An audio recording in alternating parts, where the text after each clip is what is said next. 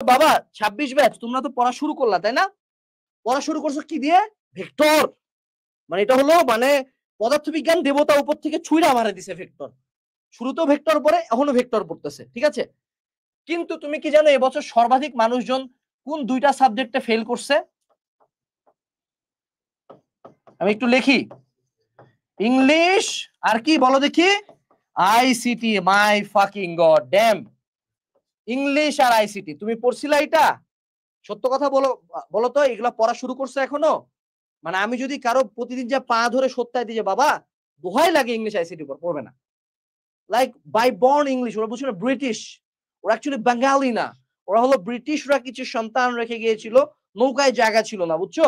ওর বাবা মা ব্রিটিশ ছিল, নৌকাতে উঠতে পারে না আর কি 47 সালে যাওয়ার সময়, তো ও দেশে থাকে গেছিল, is British, like by born English পারে, ঠিক আছে না?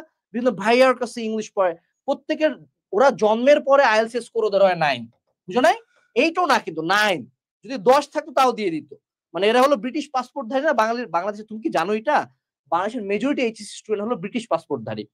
মানে এদের ইংলিশের প্রতি কনফিডেন্স দেখলে এমন মজা লাগে, কিসের ইংলিশ ভাই, ছি ইংলিশকে পড়ে, ছি ইংলিশ পড়বো ভাই পরীক্ষার আগে রাতে ভাই, যায় মনে করো মাধুর মিশা লিখে আসবো, কি করছে ফেল, কি করছে রিয়ারেন্সটা মেলে নেই, রিয়ারেন্স যার মেলে নাই ওর তো ওখানেই শেষ, ওর প্লাস ওখানেই শেষ, কিন্তু যার রিয়ারেন্স মিস গেছে সে জীবনে ইংলিশে প্লাস পাবে না।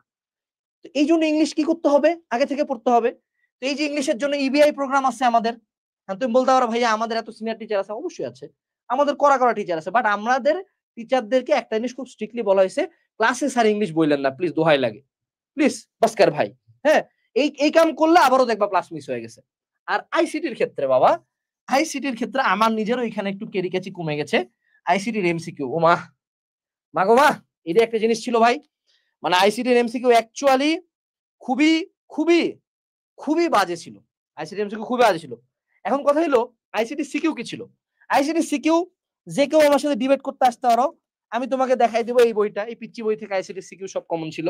আইসিটির ইভেন আমরা কোর্সের মধ্যে যে কয়টা ক্লাস দিছিলাম, ইভেন পরীক্ষার আগের রাতেও যে কয়টা ক্লাস করাই দিছিলাম, ওগুলা থেকেও কমন ছিল।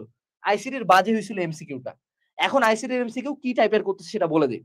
তারা মূলত বইয়ের ভিতর থেকে কোশ্চেন করতেছে, অর্থাৎ একদম অনুশীলনী থেকেও কোশ্চেন থাকতেছে কিছু কিছু, আবার বইয়ের ভিতর থেকে ইউনিক কোশ্চেন বানাচ্ছে। এই জন্য আইসিটির এমসিকিউ সেপারেটলি প্র্যাকটিস করতে হবে।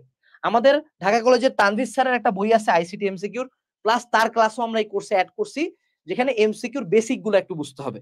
অর্থাৎ আগে যেমন আমরা ম্যাথ আর ফিজিক্সের এমসিকিউ নিয়ে ভাবতাম, ম্যাথ ফিজিক্সের এমসিকিউ কি একটু প্যারা লাগে না, মাথায় একটু প্রেসার দিয়ে দেন সলভ করা লাগে, আগে আইসিটি এমসিকিউ ঠাক ঠাক করে মারা দেওয়া যেত। এখন সেই সিনারিওটা নাই। এখন প্রশ্ন হলো 25 ব্যাচ কেন মারা খাইলো? কারণ তারা বাংলা ইংলিশ আইসিটি পড়েই নাই, এদের মেজরিটির ফেলের রিজন ছিল ইংলিশ আর আইসিটি।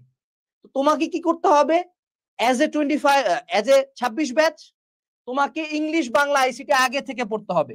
এবং আমাদের কোর্সে এনরোল করলে সুবিধা কি, আবারও বলবো নে খা, সব একবারে দিয়ে দিব, তুই তোর মতো পড়, যা ইচ্ছা তাই পড়, এই সাজেশন দেওয়া থাকবে, সব দেওয়া থাকবে।